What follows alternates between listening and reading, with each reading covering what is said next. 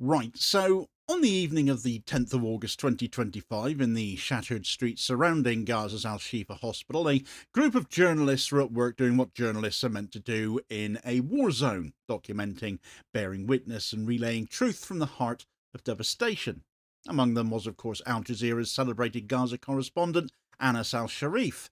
His career had been defined by his fearless reporting from the ground, often broadcasting live amid falling bombs, determined to ensure the world could see the reality of Israel's military campaign, or its genocide. In the hours before the attack, though, a UK contracted US spy plane operated by the American defense firm Sierra Nevada Corporation had been in Gaza's skies, part of an ongoing intelligence, surveillance, and reconnaissance ISR program run by the UK Ministry of Defence. This fact was reported by several outlets, which linked the aircraft's presence to a vast surveillance operation the UK had maintained over Gaza since December 2023. The question is not whether the UK was capable of collecting detailed intelligence on that day. It plainly was.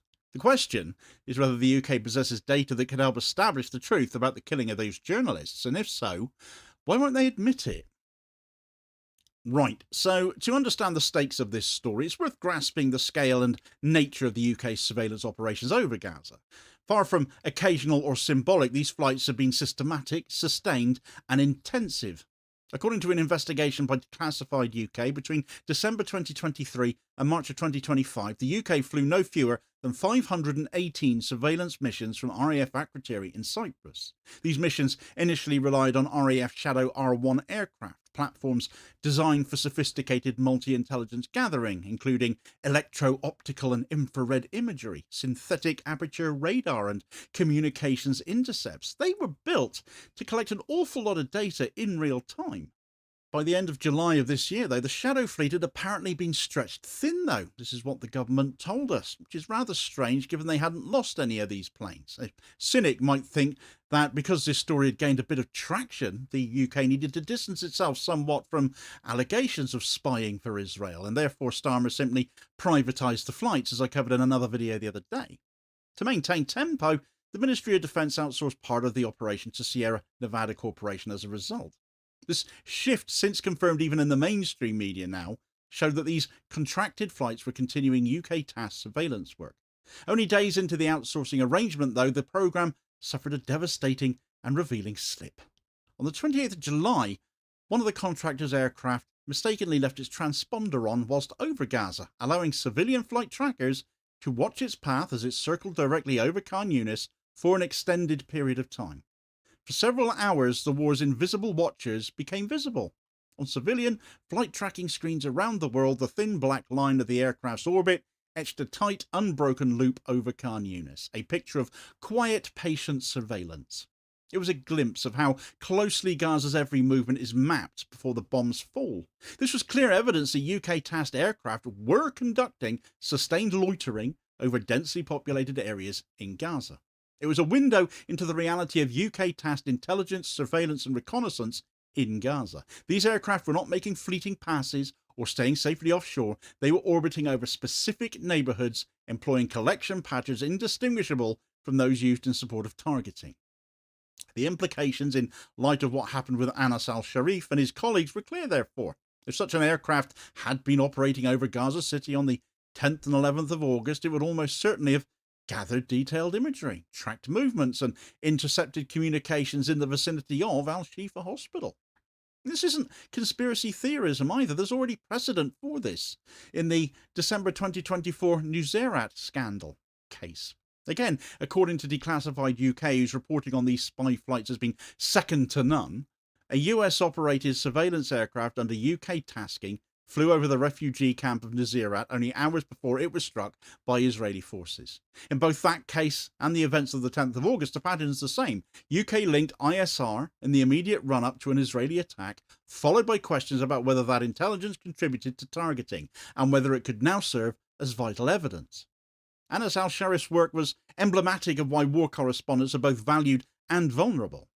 In a war where the narrative battlefield is almost as contested as the physical one, journalists who capture images and testimony that contradict official accounts pose a particular threat to the state seeking to control the story. Al Sharif had been reporting live amid bombardments, interviewing survivors, and challenging Israeli officialdom simply by showing the human cost of the genocide. His death, alongside 5 colleagues, struck at the heart of the international press corps in Gaza. Israel's response was typical, though. These journalists were Hamas. No evidence accompanied the claim, but it's what they always do to justify their claims, isn't it? Over 230 journalists have been killed by Israel in Gaza. Were they all really Hamas, or were they just doing their job in a war zone? Israel has gone above and beyond to blind the eyes of the world too. Well, yesterday a couple of new developments arose. The Netherlands formally requested that Israel substantiate its allegations, stating that it is up to the Israeli authorities to provide proof. And this is more than a diplomatic nicety. It was an assertion of a principle that democratic states often trumpet abroad. If you claim someone is a combatant, you really must be prepared to prove it. But Israel isn't used to being treated like everybody else, is it? That same day, though, as the Cradle have reported on the words of Israeli investigative journalist Yuval Abraham from the previous day, it has to be said, that Israel's military intelligence directorate has now established a special unit called the Legitimization Unit. It's a bit obvious and a bit on the nose, but it's what Israel have a habit of doing, isn't it? Whose mission was not to investigate incidents impartially, but to justify them, including strikes that killed journalists. Abraham has put out an excellent, albeit lengthy, thread on Twitter in relation to this unit, but an excerpt relating specifically to journalists reads, "A primary mission of the legitimization cell was to find Gazan journalists who could be portrayed in the media as Hamas operatives in disguise. They actively went through journalists and searched. Entire days were invested in this matter, and they found nothing. Why look for a journalist in disguise? As I understand it, because it provides media legitimization for the existing killing of journalists in general. After all, it's enough to present one hospital as a Hamas headquarters, and you can paint the destruction of the entire healthcare system in the same light. One failed shot where Hamas hit civilians, and then, who knows, maybe all civilian deaths are on Hamas. Sowing doubt as a method to justify atrocities, identifying a journalist as an operative in disguise, whitewashes the killing of all other journalists." This unit's role is literally to construct post hoc legal and narrative defences for attacks that might otherwise be condemned as violations of international law. The implications of such a thing are chilling. When Israel produces evidence about the killing of Al Sharif, if it produces any at all, of course, it may come from a body created to defend the strike's legitimacy, not to scrutinise it honestly. The killing of Al Sharif and his colleagues did not go unchallenged in legal forums either, though. Also, on the 12th of August, the Hind Rajab Foundation and the Palestinian Centre for Human Rights filed a joint complaint with the ICC, alleging that the strike constituted a war crime and demanding accountability for that. The ICC prosecutor is empowered to request cooperation from states parties, including the provision of evidence such as surveillance data. As a state party to the Rome Statute, the UK is obliged under Article 86 to cooperate fully with the court, while Article 72 permits refusal if disclosure would prejudice national security. This is a discretionary provision, but try selling that one to the British public. Hamas, having never struck UK soil after all, and all these spy flights for Israel having been conducted, who can genuinely ever believe this would be a national security issue to us here in the UK on the other side of the world? Well, we can put the thumbscrews on a bit harder than just that, as it happens. The UK could, if it wished, provide redacted mission summaries, share only relevant segments, or allow ICC investigators to review the data in secure conditions, if it wanted to be a willing participant. It could even withhold material deemed sensitive while still affirming whether its aircraft were present and whether data even exists. A blanket refusal, though, would not be mandated by law. It would be a political decision.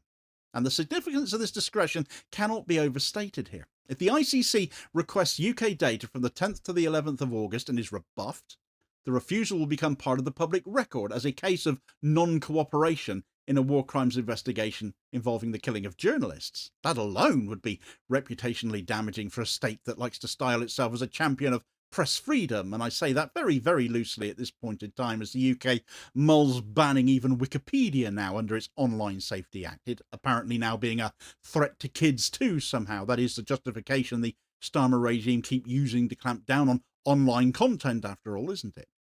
Anyway, the UK's reluctance to share surveillance data in the wake of civilian or humanitarian worker deaths in Gaza is not theoretical either. It again is rooted in precedent, in an established record of refusal that we can point to already as it happens. According to Middle East Eye, cast your mind back to April of last year, a certain Israeli airstrike killed 7 World Central Kitchen aid workers. Among them were 3 British nationals. At the time, multiple press reports indicated that the UK possessed relevant intelligence and surveillance and reconnaissance ISR footage and mission logs from flights over Gaza in the hours before the attack. Families of the victims formally requested access to that information, hoping it might shed light on whether Israel had knowingly targeted clearly marked humanitarian vehicles. The government refused to release that material, citing operational security and the need to protect intelligence sources and methods.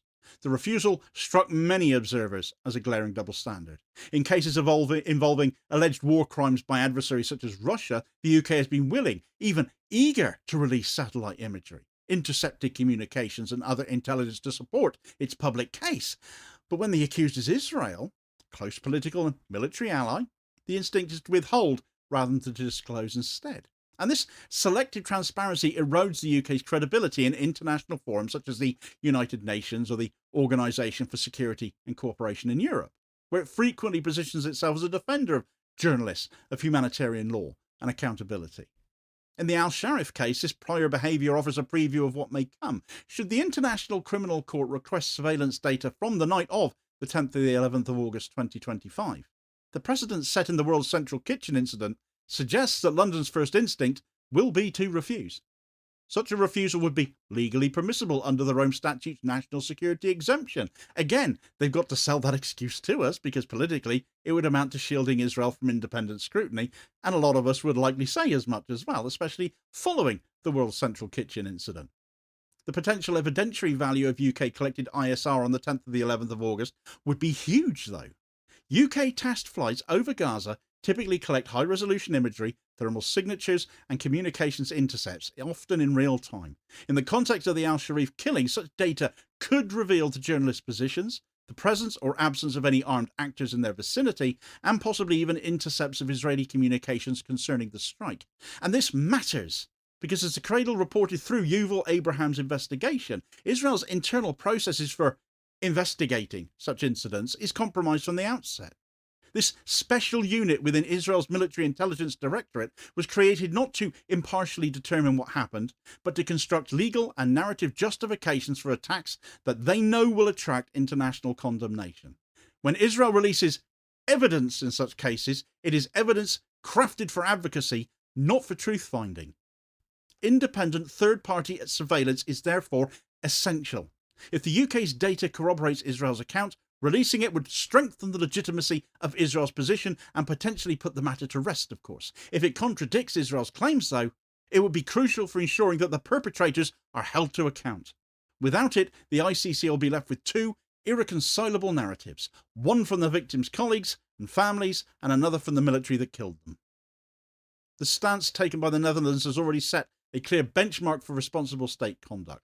According to NL Times, the Dutch Ministry of Foreign Affairs formally requested that Israel provide evidence to substantiate its claim that the journalists killed were affiliated with Hamas. The Dutch position is very simple and yet completely principled. If a state alleges that someone killed in a military strike was a combatant, it bears the burden of proof. The Netherlands made this request without possessing its own independent surveillance data from Gaza, though, of course. The UK, by contrast, may well have such data, and yet has not made a comparable demand. The contrast is, of course, very telling. It suggests that while some European states are prepared to challenge Israel's assertions publicly, others prefer to avoid confrontation, even when armed with potentially decisive evidence.